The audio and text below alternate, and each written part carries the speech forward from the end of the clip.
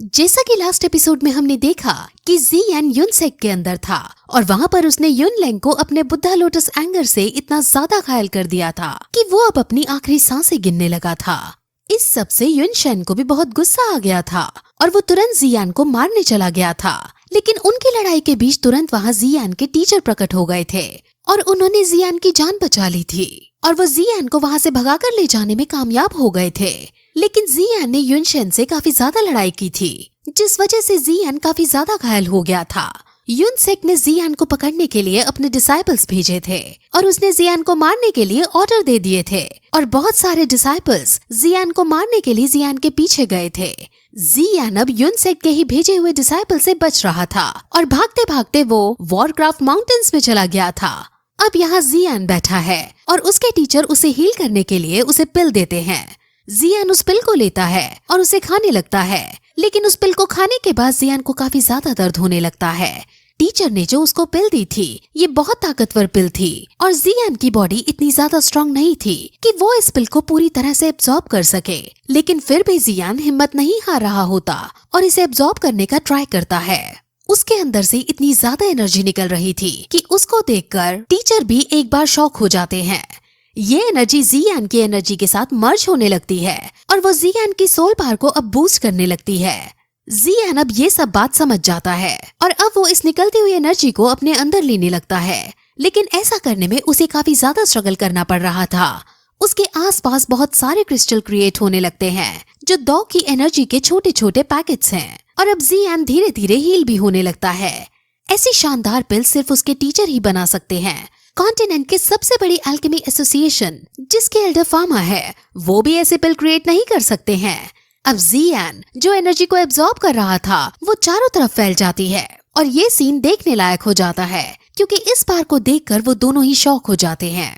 ये पावर बहुत ज्यादा अमेजिंग थी और ज़ियान को अब और भी पावर मिलने लगती है, जिसके कुछ देर बाद वो नोटिस करता है कि अगर उसने एनर्जी को एब्जॉर्ब किया तो उसके साथ बुरा हो सकता है। इसलिए वो अब एब्जॉर्प्शन को रोक देता है और अब वो बची हुई एनर्जी को यूज करके अपनी स्टार्स बढ़ाने का डिसाइड करता है और तुरंत फिर कल्टीवेट करने बैठ जाता है और कुछ समय के स्ट्रगल के बाद ज़ियान ठीक हो जाता है और अब उसकी सोल पावर 2 स्टार रैंक से इंक्रीज हो चुकी थी।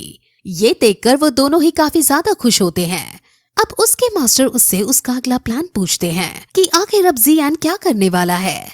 ज़ियान अपने पापा को बचाने में फेल हो गया था और अब वो सोचने लगता है कि आखिर उसके पापा कहाँ गए हैं। युनलैंग ने कहा था कि जब वो पहाड़ी से कूदे थे तो वो एकदम गायब हो गए थे। ये बात हालांकि यकीन करने वाली नहीं है, लेकिन युनलैंग के पास झूठ बोलने का कोई कारण ना था, जिस वजह से ज़ियान समझ जाता है कि युनलैंग ने सच बोला था। उसके पापा सच में पहाड़ी से कूदते ही गायब हो गए थे, लेकिन वो आखिर गायब कैसे हुए थे उसे ये समझ नहीं आ रहा था।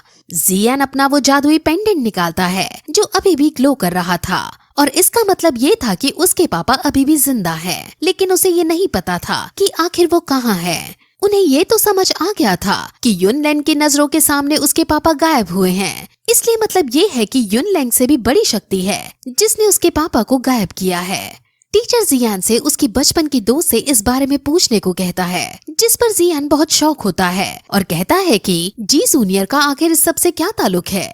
टीचर कहते हैं कि जी जूनियर जैसी लड़की बिना किसी कारण के ज़ियान फैमिली के अंदर रहने नहीं आएगी। उसके आने के पीछे जरूर कोई ना कोई कारण था और अब जब तुम्हारे पापा गायब हुए हैं तो अब इसमें जरूर उसका कोई ना कोई हाथ जरूर है। ये सुनकर ज़ियान सोच में पड़ जाता है, लेकिन उसको अब इस बात की तसल्ली थी कि ये पेंडेंट अब कॉन्टिन्यूअसली ग्लो कर रहा है, जिसका मतलब उसके पापा की जान खतरे में नहीं है और वो धीरे धीरे रिकवर हो रहे हैं। वहीं हम व्हाइट स्नेक को देखते हैं जो बाकी सभी मॉन्स्टर्स और डेमन से अपनी सेवा करवा रही होती है और खाना खा रही होती है। अब ज़ियान अपने मास्टर को एक जेड दिखाता है जो उसने अल्केमिस्ट्री ट्रेडिंग बाजार से लिया था। ये एक स्टोरेज सेल की तरह काम करता है और ये जेड वैली ऑफ बर्निंग का एक पीस है। ज़ियान अपने मास्टर से वैली ऑफ बर्निंग के बारे में पूछता है, जिस पर उसके मास्टर उसे वैली ऑफ बर्निंग के बारे में बताना शुरू करते हैं और फिर यही एपिसोड इस तरह खत्म हो जाता है।